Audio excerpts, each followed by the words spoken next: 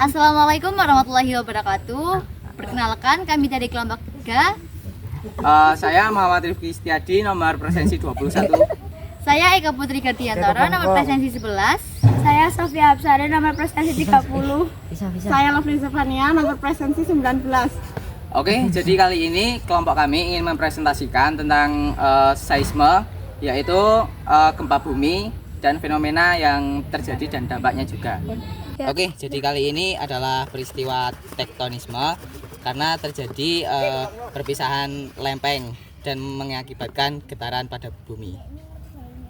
Gempa bumi atau seisme disebabkan oleh getaran dari bumi yang merambat ke permukaan akibat aktivitas tenaga endogen. Permukaan bumi tersusun atas lapisan batuan terluar yang disebut kerak bumi. Kerak bumi yang mengalami tekanan dapat pecah membentuk lempeng-lempeng yang bergerak perlahan saling bergesekan, menekan dan mendesak bebatuan di sekitarnya. Tekanan yang harus terus bertambah mencapai batas maksimum menyebabkan bebatuan di bawah tanah pecah dan terangkat. Selesai. Oke, jadi kali ini saya ingin menerangkan tentang klasifikasi gempa bumi. Ada dua, yang pertama berdasarkan peristiwa yang menyebabkannya, dan yang kedua berdasarkan bentuk episentrumnya. Jadi berdasarkan peristiwa yang menyebabkannya itu ada tiga. Yang pertama ada gempa tektonik, yang kedua ada vulkanik, dan yang ketiga ada runtuhan.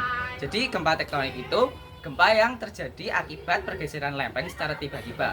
Biasanya gempa ini menyebabkan pembentukan gunung baru dan sesar baru. Yang kedua ada vulkanik. Vulkanik ini terjadi karena adanya letusan gunung berapi. Biasanya dirasakan di daerah yang dekat gunung berapi. Yang ketiga ada runtuhan. Gempa runtuhan ini terjadi biasanya di tempat yang banyak goanya, karena di dalam tanah terdapat rongga-rongga yang belum tertutupi tanah sehingga atasnya itu jatuh ke bawah. Terus yang kedua berdasarkan bentuk episentrumnya. Yang pertama ada gempa linear. Gempa linear adalah gempa yang berbentuk garis. Ini seperti gempa tektonik. Terus yang kedua ada gempa sentral. Gempa ini berupa titik. Gempa vulkanik dan gempa runtuhan termasuk kelompok ini karena memiliki epicentrum berupa satu titik, yaitu pusat getaran. Oke. Jenis gelombang gempa. Pada dasarnya ada 3 macam gelombang sebagai berikut. 1.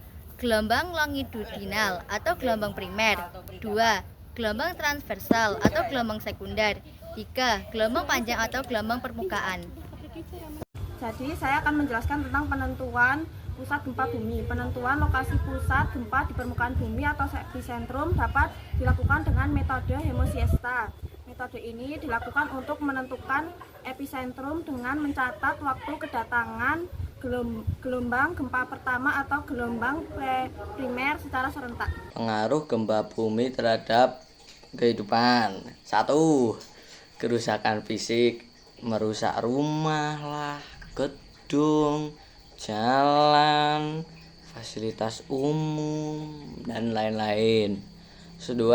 Korban jiwa dan luka-luka, dapat menyebabkan kematian dan cedera. Terus gangguan ekonomi, aktivitas usaha jadi terhenti dan menimbulkan kerugian besar. Terus yang keempat, dampak sosial dan psikologis, menyebabkan trauma dan pengungsian. Yang kelima itu perubahan lingkungan, memicu longsor, itu tsunami atau retakan tanah. Itu pengaruh gempa bumi terhadap kehidupan.